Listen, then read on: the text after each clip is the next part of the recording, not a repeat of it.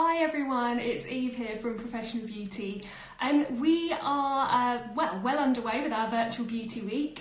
We're coming to you from different platforms this week, so we thought we'd do an Instagram live for this one. We are also live over on YouTube for a lot of our other sessions.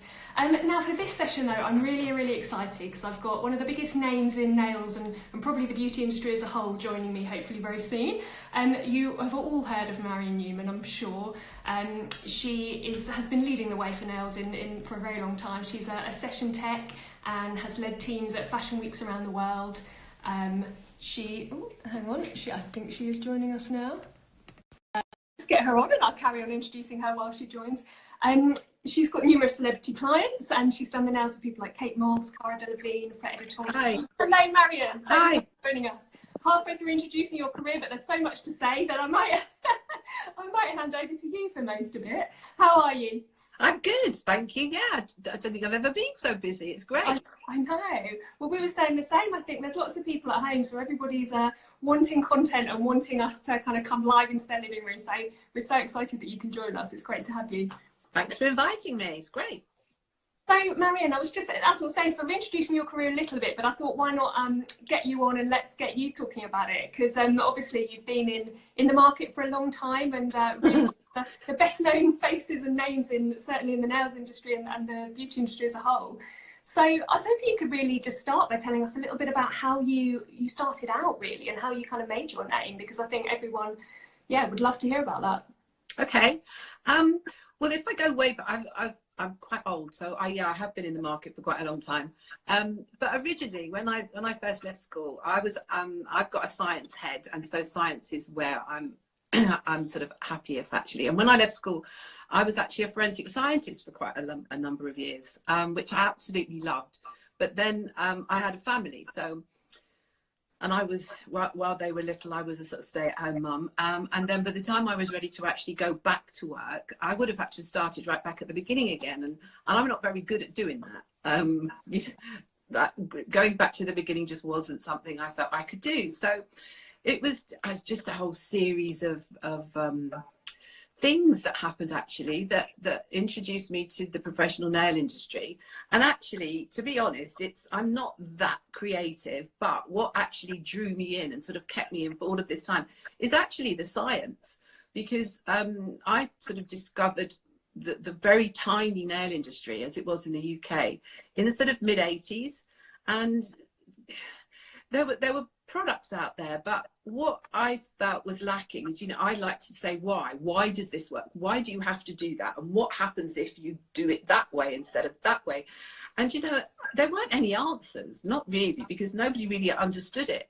So that sort of piqued my interest, and so I just kept trying to find out information, and fortunately eventually after a few years found a company who were really, education is right up on their top priority list, and they were able to give answers. And so for me, it just became the most fascinating thing. Not only because when I was at college, I did chemistry and I did anatomy and zoology, and I was just fascinated with all that. And so not only is it you're treating a part of the human body, which is either there or at the end of your feet. So not only was there that whole part of it, the anatomy and physiology part of it, but then there was also the science of the products and how they worked and why they worked and how they could go wrong. And so, that's where I came from. That was in the mid-80s.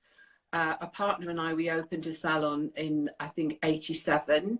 And I remember I still had young kids then, and the mums at the school gate, who love a good chat, said, well, that's not going to work, is it? Who's going to want to pay to come and get their nails done? Because we were opening a nails only salon. Well, that little salon that we opened in the late 80s still exists. It has nothing to do with me and hasn't done for many years, but that little salon still exists in my town where I live, which is Hertford. And some of our original clients still go. So, which is, it's amazing. It was very much like ladies who lunch type sort of atmosphere in there. Anyway, so that's where that started, and then I got into the teaching side of it again because the whole science of it was fascinating. And And then in the very early 90s, the whole MVQ thing started. And so I got involved with that. I was also very active in the trade association at the time, which was the International Nail Association. And so, yeah, I helped back then, and I'm sure if the beauty people that are watching that have been on the market as long as I have, back then the body, the official body for education was the HBTTB, the Hair and Beauty Therapy Training Board, that was run by a man called Wally Sharps. Well, Wally Sharps actually, but everybody called him Wally Sharps. And so I got involved in helping to write like part of the National Occupational Standards, and I did that for many, many years actually. Was joined Habia, which there were many different guises when it went from the HBTTB, and then it went to the BIA, and then it went to the to Habia. So I was involved for a long, long time in all of that, and was the chairman of the Nail Services Forum for quite a long time. And then, you know, things move on. And so then... So that you kind of got into the session side of the work, because I guess that's probably what you're best known for, but how did that all come about? Well, again, that was a whole series of happy accidents, I suppose. Yeah, I was involved with the trade association at the time, and it was around about 96. I only know this because I've had to do a lot of research on my career in last year, so I can remember these dates. Otherwise, they've gone in the mist of time. So yeah, it was. I think it was about 96, 97. No, 96. The association office had a call from somebody, a photographer, who was looking for somebody to come and do some nails for an advertising campaign, which, you know, they certainly hadn't heard of it. So they called me and said, oh, we've had this phone call, and somebody wants somebody to go and do some nails for a photographer. And I was like, oh yeah, I can do that. I could do nails. That'd be interesting. And so, yeah, I took along a tiny kit to this very strange place in Clerkenwell. I remember it well actually. And did this shoot. It was actually for a shoe campaign. So there was no hair and makeup there. There was just me. And I had to put on very long nails and match the colour of the nails exactly to the colour of these shoes. And so, yeah, spent a day doing that, thinking, oh, that was quite nice. I quite enjoyed that. Didn't have a clue who I was working with. And then, there was no internet then, so I couldn't Google them or anything. Anyway, eventually, I can't remember how I did find out, but I did find out that the photographer I was working with is Nick Knight, who is probably one of the most genius, amazing photographers, bar none, in the world. Well, there are lots, but he has his own special genius that is just quite incredible. And I still work with him. He's probably now the only photographer I do work with, because I've wound down quite a lot. And the stylist was a lady called Lucinda Chambers, who was lovely, really friendly, really nice. Anyway, she was the fashion director of British Vogue. So, you know, if you're gonna start at the top. And so that was it. Launched about a month later, I did my first Vogue cover, so with Kate Moss. So. Amazing, yeah. So that obviously is a fantastic way to launch your career. Yeah. I suppose now that things have changed so much in the market, and there's probably so many more nail techs out there trying to get into that kind of work and vying for attention, I suppose what would your advice be now to people that are trying to make their name and get into session work and editorial and that sort of thing? Because it's obviously quite a different world now for them. It's a very different world now as it was then, because I mean back then nobody did that job, which is why, you know, somebody that was at the top of their game, Nick Knight, they had to sort of phone around, or their producer had to phone around to try and find someone, because it just didn't exist then.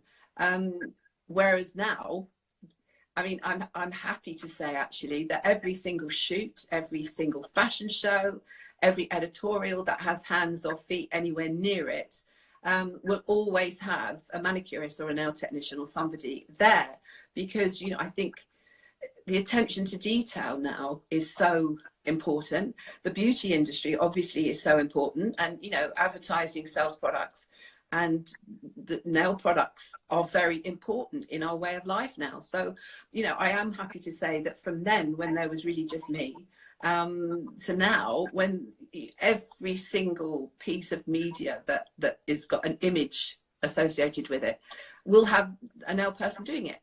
So yeah, it's a very different world. Sure. And I have to say that, you know, in all of those years since I've been doing it, which is 20 plus, not nails, but doing sessions, I have to say that two good friends of mine, Sam McKnight, hairdresser, and Val Garland, makeup artist, the three of us, we worked together continuously for years, like 10, 12 years. And we used to be called the Triumvirate, and we still work together. And we often have conversations that, you know, we did experience the glory years. And we did, because, you know, fashion was very different then to what it is now. Beauty was different then. Beauty was sort of not as important as fashion, it seems. But we did have the glory years. So now it's very different. But in some ways, it's easier because it's an accepted fact. You know, people now, I don't think, walk into a shoot, a video, a film, whatever, and get looked up and down like I used to. It's like, well, what do you do? I do nails. Do you do makeup? No. Do you do hair? No. You only do nails? Yep. I only do nails, and it's accepted now. So yeah. In some way, it's easier. Yeah. So in that way, that's great. We've moved on. So I suppose then, for if you were, say, looking for people to assist you, or if anyone you know was, what kind of are the do's and don'ts for people that want to just make their name and get into that? Well, I think a lot of people think it's glamorous. And I can absolutely categorically state it isn't. The result is glamorous, of course, the result is, but the process itself is far from glamorous, far from, because, you know, you're in really difficult situations, circumstances. You've got to fight for your place on the model because, you know, there's hair and makeup wants their time as well. Scrabbling around on floors, which fortunately I don't do anymore, only not because I don't want to, because if I get down on the floor, I can't get back up again. So I have a team that do that sort of things for me. But I think that the whole sessions thing, whatever you are, whether you're makeup or hair or styling or anything, there's a skill. Obviously, you do need a skill. You do need an understanding of your profession, because you have to be ready for anything. You know, anything that comes your way, you've no idea what's going to happen on that day when you leave for work in the morning. But or equal to that, and I would actually say that it's equal, is character. It's really important when you're working with a team, particularly a creative team, and all the egos that come alongside the whole creative genre. Character is just as important, and you have to be able to fit in. You have to be part of a team. You have to realize you're part of the team. And if you're doing nails, you're not at the top of the tree. You're just not. You know, if it's fashion, you're there for grooming, or you're there as an accessory. So, you know, hair and makeup is a far bigger part of the image in fashion, apart obviously from the fashion itself. So yeah, being able to work with other people and not talk too much. You know, we're used to working in salons where we almost sort of have to entertain our clients sometimes. Well, when you're in a studio, you're not there to entertain your client, because your client isn't a client. Your client is a model or a celebrity or something. You're not there to entertain them. And everybody else wants to get their conversation in as well. So character is really important. A good team player is essential. And it's very clear some people come in and they're just not team players. Well, they just won't get booked again. So, So skills, being prepared for anything and everything, and character.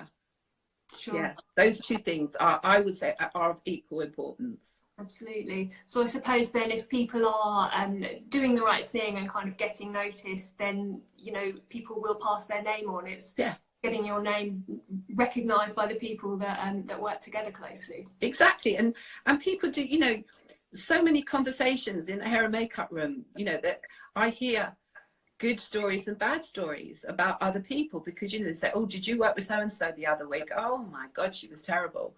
Or what a nice person, you know. And so people remember stuff like that. And, you know, particularly producers, they're very aware of keeping everybody happy. And, you know, they're very aware of what the atmosphere and what the conversation is, you know, no gossiping. Well, there is gossiping, but you just have to be careful who's around when you do gossip. So, yeah, I mean, I've always believed you can do anything once. If you're lucky, you can do it twice, maybe 3 times. But unless you actually do it well for all of those reasons, you won't do it the 4th and 5th time, because you just won't get invited back. So that's, you know, you can do anything once, but when you just keep on doing it, then you know that whatever it is you're doing it right. So, you know, if it ain't broke, don't fix it, basically. Yeah, fair enough. And I suppose looking back over your time, whether it's in session work or the many other parts of your career, what would be your advice to your younger self? And what kind of things do you wish you'd known when you were starting out that you know now? Well, I think my younger self in this career, I think my advice would be, take it seriously. It's a career. It's a professional career. It's not a game. It's not a hobby. Take it seriously, and, you know, really believe in that education. And I mean, one of the things I've always believed in, the education side, as I said, that's what sort of drew me in and kept me there. But one of the things that I would have advised myself, because I've suffered since, is that when you're doing basically a sedentary job, so, you know, as a manicurist, as a nail technician, nail professional, you're basically sitting at a desk in a chair, in not a very good position, because you tend to be leaning forward. And I know that all of those years, and all of those years doing session stuff as well, I wasn't looking after my physical health. I wasn't. Yeah. And you know, since I've got older, I'm suffering from it. I've had 5 slipped discs, and that's all at once, by the way. And that's all from sitting badly. And I think a lot of it has come as well from carrying heavy stuff on a shoulder, or, you know, and not using a trolley. And, you know, so I think more than anything, to me, my advice to my younger self would be to take it seriously. And, you know, take notice of those people who advise you on your health and welfare. I did the education bit. Everybody else, that would be my advice to them, is to really focus on education and health and welfare. But for me, it would be, yeah, I wouldn't have these back problems and knee problems, and, you know, it's age as well, but it came from there.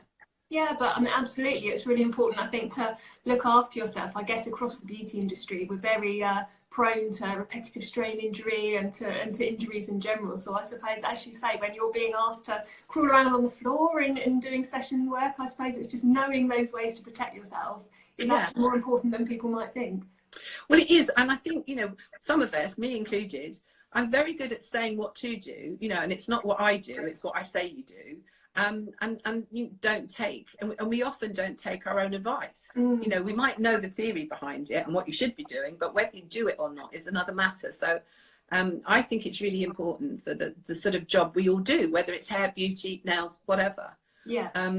It's quite a physical job. Yeah, absolutely. One way and another. We've got some more sessions this week on looking after your mental well-being as well, which I think is probably also important for everyone at the moment. And yeah, absolutely it is, because that sessions job is a very lonely place, actually, because you're usually out on your own. You know, you're going, it's like every day you start a new job, because you're going into a whole new team with loads of people who you don't know, and it's actually a very lonely job at the beginning. I mean, I tend to work with, because I'm in the market for so long, I tend to know most of the people I work with, and we're sort of good friends. But at the beginning, you know, even now, if I go and do a job and I don't know the team, it's a very lonely place. Yeah. And it is like starting a new job every single day. So yeah, there's a lot of sort of mental health and well-being connected with that as well. Okay. I was going to ask, actually, I suppose during this time when probably everyone's feeling a little bit lonely, trapped in their homes and mostly unable to work, do you have any advice for techs out there or salon owners, whether it's about looking after themselves or whether there's anything that you're doing differently at the moment to kind of keep yourself motivated and keep people in touch with each other? Yeah, I'm definitely using this time to keep my brain. I'm not very good at exercise, you know, I know I should, but I'm definitely keeping my brain in gear. I'm working on a project, and I'm always reading and researching, because I try to learn something new every day. But, you know, for people in the industry, in the nail industry that know me, I've got this little group where every couple of days I do a little live that is just all about thinking, you know, like understanding the science side, understanding today I've just done one this morning actually for my little group, and we were talking about, and on Monday we were talking about marketing spins, because marketing spins and the fake stuff, you know, the fake news, it drives us mad, because, you know, we then have to explain to our clients, well, actually, yeah, it sounds great, but it doesn't necessarily mean what you think it means. You know, natural, for example, natural doesn't mean it's safe. Yeah, natural is natural, but natural isn't necessarily safe at all. There's lots of natural things that kills us. So absolutely. So yeah, I've been doing that, and I've been doing a lot of writing. I don't really do nails anymore, so I know a lot of nail people, they're spending their time honing on with their skills. Well, I'm not really set up for that at home. So yeah, I'm actually, what I'm doing is keeping my brain really busy and interacting with people on, you know, the different forums, which I'm loving. Here I am talking to you. Yeah, which is excellent. I think everyone is, and it's great. There's lots of new kind of groups that have popped up and forums where people are supporting each other, which has been really good to see. I think everyone's really up for sharing their knowledge and skills at the moment. So yeah, it seems great, and thank you for sharing yours with us. One other thing I was going to ask you, I know you're working on another project at the moment that I think is due for release a bit later in the year. So I don't know if you can tell us a little bit about that at the moment. I can tell you a little bit. I mean, this really is like keeping my brain active, and I'm absolutely loving it. But Doug Sheen, I don't know if you know Doug Sheen, but Doug Sheen is like a renowned global expert in all things nails. Yeah. He's independent. He's a chemist, and he invented some of the most incredible products that we have in the nail industry. And just he knows everything there is to do with nails, basically. Anyway, he said yesterday that the global nail industry is in disarray. And I think that's a very nice way of putting it, because it is in disarray. You know, there's all sorts of issues going on with it, and for many reasons, but right at the top of the list of reasons is education, because the education in the nail sector, and I'm sure, you know, beauty and hair people will have their own issues with it as well. I've just seen somebody, Doug's my man, pop up saying Doug's my man. Yeah, he is the man. Actually, as we go along, if anyone has any questions for Marian, do pop them in the comment box, because we'll do a little Q&A at the end when we have. Well, I'm loving all the hearts going up. I know, there's lots of fans on here, I think. So yeah, education is a major problem, because there are so many short courses, there are so many online courses. You know, obviously there's the occupational standards, so there are MVQs and the equivalent going on. But one of the things that is so lacking in all of this is that the people that are doing the teaching, not everybody, I don't want to generalize, but I'm saying, you know, this is one of the major problems, is they're spending too much time on the pretty stuff. You know, learn how to do nails, and this afternoon let's do nail art. Well, it shouldn't work like that. You need to learn the basics, but even with learning the basics in all things to do with nail services, one of the things that just isn't taught well enough is the theory side of it, is the understanding of the science, and understanding, you know, how things work, how they don't work. And I mean, the structure of the nail unit, I'm amazed at the number of nail professionals who don't even understand the structure of the nail unit. You know, they can't name the parts, they don't know what the bits are, they don't know where the matrix is, they don't know what the bed epithelium is, they don't know the part it plays. So much of this is lacking, and I think many reasons. First of all, people that like to do nails tend to be more creative, and science stuff is boring. You know, maybe they don't understand. Yeah, I've just seen, just before it disappeared, product knowledge. Yes, exactly, product knowledge. What are those ingredients? What do they do? What are the actives? If you get something bad happen that you don't want, what do you think has caused it?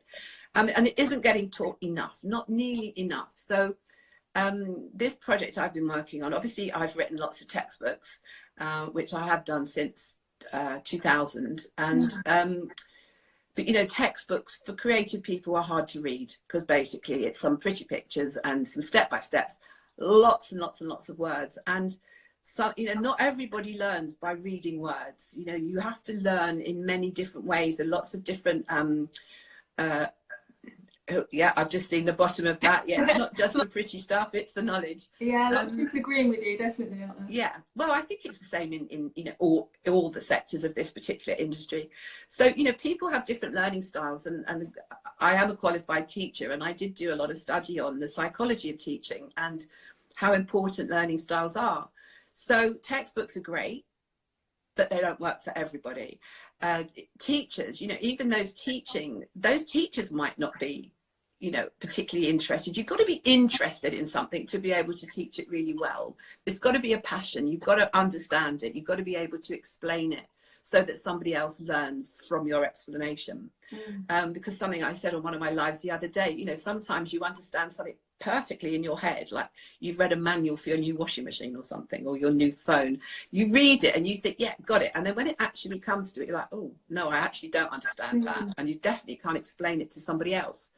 So that was a big long explanation, wasn't it? So the point I'm making is that a big part of the professional nail industry is lacking in that knowledge and understanding, and it's hard to learn if you're creative and you actually really do just want to get your hands on some glitter, and that's probably not a very nice thing to say, but you know, everybody that's a nail person knows exactly what I mean. You know, when can we get to the glitter?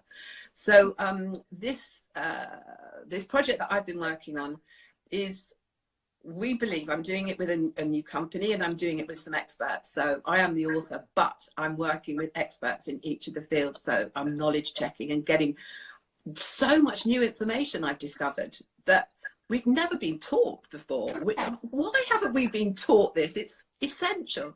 So we believe that we found a totally unique way to educate nail professionals, and it's exactly what it is, which is what I can't tell you, because it is new and it is unique. But what it's going to do is it's going to free up the teachers so that they can spend more time on the one-to-one, the actual physical learning. You know, even in a group, what you need to do is you need to watch your students and how they do everything, how they use tools, how they apply different things, and give them constructive feedback. So what this project that I'm doing is going to free up those people so they can spend most of their time in the classroom doing what they need to do on a feedback one-to-one basis.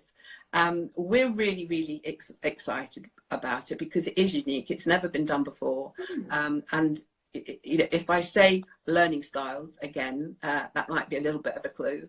Okay. But yes, it won't be ready till probably Q4. So around about that time. I can tell you the name, which I haven't told anybody. Oh, big reveal, that's exciting. So yeah, the name of the thing itself is called the Essential Nail Professional. Okay. And it's got nothing to do with application or practical. It is all to do with knowledge theory and understanding it, but understanding it deeply, not understanding it superficially, not reading a handout and then, yeah, done it. It's nothing like that. So yeah, there's lots of online courses that teach the theory, but basically a lot of it is just reading words and seeing a diagram, and this is a million miles away from what that is. So yeah, I'm really excited, and I'm learning so much actually with all this research. Well, it sounds like everyone's really excited with it. There's so many hearts and requests to book onto the training already in the comments. So yeah, I think it's like not yet soon. You can see it soon, but not yet. We're working really hard on it actually. Absolutely, sounds like everyone's in agreement that this is what's needed. I'm going to see if anyone's got any questions for you, Marian, if that's okay. I think we've got a bit more time for some questions if anyone's watching. We have had one that I've seen pop up. I'm just going to try and scroll back to it. Claire Park has asked, please can I ask your top 3 nail essentials that you swear by? Oh, nail oil. Number 1 is nail oil. We really cannot guarantee healthy nails without good nail oil, because I mean particularly fingers, because you know we are washing our hands even more so now, but you know we should be washing our hands many times a day, and water is a bit of an enemy of the nail and the skin because of, you know, what it can strip out. And also with nail products, you know, there's a lot of solvents that we use which just they're solvents, so they dissolve things, including, you know, the natural oils we've got. So number one would be a nail oil, and it needs to be a nail. And you notice I'm not calling it a cuticle oil, because one of the things that have come out in the last few years is the genuine actual definition of what the cuticle is. And what we've been calling the cuticle for time immemorial, you know, right back from when manicures started, I mean commercial manicures, which is probably around about 20s or 30s, we've called the cuticle, you know, the frame of skin at the base of the nail. Well, that's not the cuticle. The cuticle is something that's underneath, and the cuticle is non-living, it's dead skin. So we don't need to do anything to keep that healthy because it's already dead. So the actual name of what we've been calling the cuticle is the proximal nail fold. Now, that won't fit on a bottle, and it's not going to sell many products, is it? If it's like, oh, I'm going to go and get a bottle of proximal nail fold. That hasn't got a good marketing ring about it, has it? So I've sort of trained myself to only ever call it nail oil, and it is for the surrounding skin, but I call it a nail oil. Oh, thank you. Don't know who that is. Someone says, I love you. I love you too. What's not the proximal nail fold? I don't know what that means. It's not the proximal nail fold. So a good nail oil, and it needs to be a nail oil that has the oils of avocado, jojoba and squalene in, because they're actually the only oils that can even penetrate a small way into the nail plate. All other oils, they might be lovely for the skin, like vitamin E, for example, but they're too big. The molecules are too big to actually penetrate into any of the layers. So when you're looking for a good nail oil, just check that it's got at least 2 of those 3 oils in, and it'll do a good job. What's number 2? I mean, number 2 is probably nail oil as well, actually. Just because it is so important. Hand cream, I suppose. Hand cream would be a good number 2, because you have to look after the skin as well. And I do wish there were more hand creams on the market that had SPF, because, you know, we do show our age so much with our hands. You know, we can keep our face looking hopefully reasonably young, but, you know, then we get age spots on our hands. So I wish more had SPF in. Even driving, you know, you can still get, you know, the UVA still comes through that glass, and so, you know, you do get age spots from that. Number 3, I suppose a good quality nail file that is fine, not those, you know, the old-fashioned ones that are brown and you got tied up with a little bit of tin foil from the chemist, and they were like sandpaper. Not those, definitely not those. So a good quality nail file, and nail files are measured in grit size, and if you look at the grit size, some nail files, even in, you know, retailing for the consumer, they do have the grit size, and for a natural nail you want it to be 240 grit or more, because the higher the number, the finer it is. So a 240 grit is, you shouldn't use anything with a lower number on the natural nail, and you can't live without just, you know, shaping the nails every week. So they would be my 3. So nail oil, hand cream and a good nail file. Fabulous, thank you. There's been lots more questions while we've been chatting. One I've just got here is, how do you educate clients on nail health over durability of nails they've had for 4 to 6 weeks? Not sure what that means. 4 to 6, does that mean somebody keeping like a gel polish or an enhancement on for 4 to 6 weeks? I think, yeah, but I think that's what they mean. If they've got if they're coming back for infills or for enhancement, how do you kind of educate them about keeping their nail health between appointments? I think, well, 4 to 6 weeks is an absolute no. So that's the first thing, is I think, you know, nail professionals really need to educate. I suppose that's the question. How do you educate your client? Well, first of all, like a gel polish, which is probably the biggest nail service we've ever seen, you know, it completely reinvigorated the nail industry 10 years ago when it became such a thing. That was designed for a 2 to 3 week wear. It shouldn't be longer than that. And clients, I think, you know, clients, they look at their finances and so maybe can't afford to come back every 2 to 3 weeks. Well, that needs to be like an agreement at the very beginning. If you can't afford to come back 2 to 3 weeks, then don't have a gel polish, have a normal polish. Because, I mean, there are many reasons, but one of the main reasons, as far as I'm concerned, is that a gel polish is opaque and you can't see what's going on underneath it.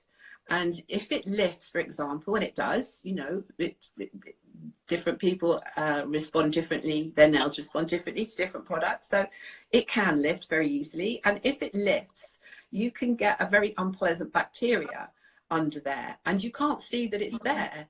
And if you're not coming back like 4 to 6 weeks, that bacteria has really taken hold of that nail plate. So that's one of the things. Also, the nail grows faster than that. So, you get that great big gap at the base of the nail. 2 weeks to 3 weeks is probably okay. But past that, it starts looking ugly. And that's just gel polish.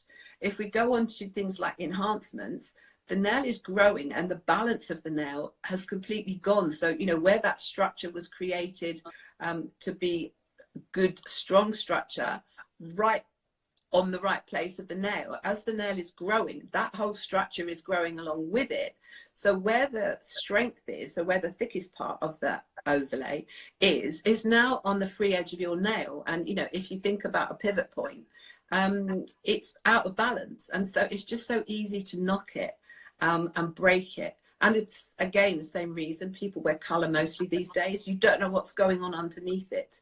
So 2 to 3 weeks. And if a client can't commit to that financially or time wise, then I think nail professionals should give them a really good consultation and not let them go any longer than that. It's not doing their nails any good at all. Absolutely. I think that's what the question was. I think that answered it. I think there's one more question here. The Village Boutique, do you agree with electric cuticle tools or good old manual? I feel electric is too much for the cuticle, or maybe it's good if used right. What are your thoughts? Well, there's a right and wrong way for everything. This is probably, there's a sort of a buzz term that's been going around, which is called the Russian manicure. And the Russian manicure does use an electric file. And as with anything, there's a right way and there's a wrong way. There's a safe way and there's a very unsafe way to do it. So I know a lot of the people that do love to use an e-file when they're doing their cuticle work is they say that a cuticle knife is just as harmful and a buffer is just as harmful. Yes, they're right. They are, because you can gouge a nail with a cuticle tool, and you can buff all the way through to the nail bed with a buffer. So all things have their safe use and their unsafe use. I think the thing about, well, first of all, the National Occupational Standards don't allow to use an electric file on the natural nail plate. So that's one thing. Mm-hmm. So the fact that it's in the standards means that an insurance won't cover it, because all insurance policies are based on the standards and following manufacturer's instructions. So it doesn't allow to be used on the natural nail plate, but people do. And there are safe ways to do it. But I think where it goes a little bit too far is that so many people with the more extreme Russian manicure is they use it to basically remove the edge of the proximal nail fold, which is the keratinized, the clear bit you can see, because they believe that it's dead. Well, it isn't dead. It's part of the living skin. And so when that is removed during some of these treatments, you're actually taking the epidermis off and you're getting back to the dermis. You're getting back to the pink bit. And that is the dermis. And as soon as you abrade that or damage it in any way, you're opening up the skin to pathogens and any sort of infection that's going. Plus, if you're using some of the products that are known allergens, it's opening up the skin even more so for those allergens to get in. Mm-hmm. So with anything, there's a safe and an unsafe way. Sure. And as I say, a buffer, you can use a buffer and go right the way through to the nail bed. So it comes back to education. Education. Yeah, education. One other question has been, what has been your career highlight? A difficult one, I imagine. It is a difficult one, and I do get asked that a lot. And it depends what mood I'm in. It's like, if somebody says to you, what's your favourite type of music? Well, it depends what mood I'm in. Yeah.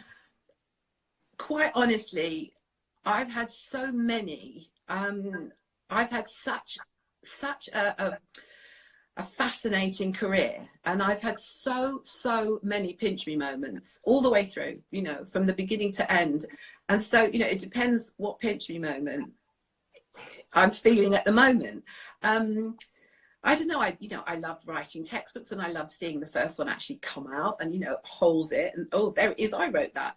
And seeing that's great. Some of the people that I've worked with, that, like, for example, I mean, one that just happened to pop into my head right that moment is I did do Brad Pitt's nails, and that was a bit of a good grief. I was giving him a hand massage and looking up into his face and thinking, oh, that's Brad Pitt.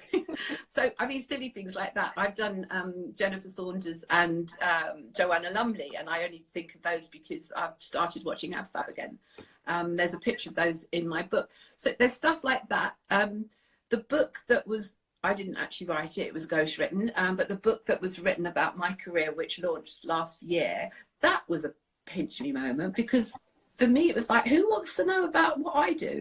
I just do nails. So well, we didn't quite get on to introducing your books at the beginning. I was just going to talk about, obviously, you're an author, as on top of everything else, you're an author, and you've done textbooks, and obviously this book about your career that came out quite recently. So yeah, I mean that's nailed it, isn't it, the recent one?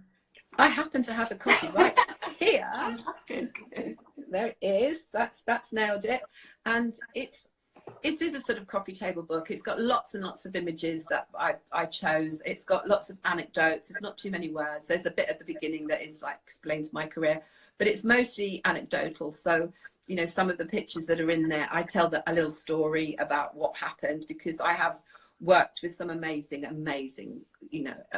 a real pinch me moment type people, and there's always a story to tell. So it's more of a coffee table book. There's a few little step-by-steps, but that's not what it's about. It's about this sessions job, basically, which is, can be fascinating, hard work, but rewarding, so yeah. And I haven't written a textbook. The textbook that's out now, I wrote 5 years ago.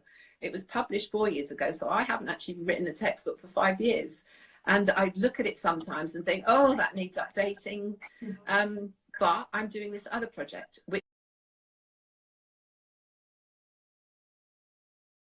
is going to be stuff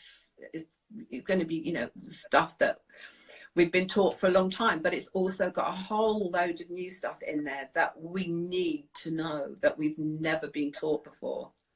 Fantastic. So I'm doing that instead. Excellent. Okay. Well, this is the modern version of it. The modern version. Oh, it's so modern, I can't tell you. We're really going to look forward to hearing more about that as soon as you can let us know. Yeah. But I think that's pretty much what we've got time for today. So thank you so much for joining us. It's been amazing. I've just been keeping an eye on the comments, and we've had so many hearts and lots of people saying thanks so much for sharing your knowledge. So it's been really, really great to have you with us. Thank you. Thanks everybody for joining us. And we've got lots more sessions lined up for Virtual Beauty Week, so do have a look over on professionalbeauty.co.uk and click on Virtual Beauty Week tab there for that. And we'll see you very soon. Thank you, Eve. Thank you, Marian. Bye-bye. Happy Easter, by the way. It's coming. You too. It's coming soon. Yeah. Okay. Bye. Thank you.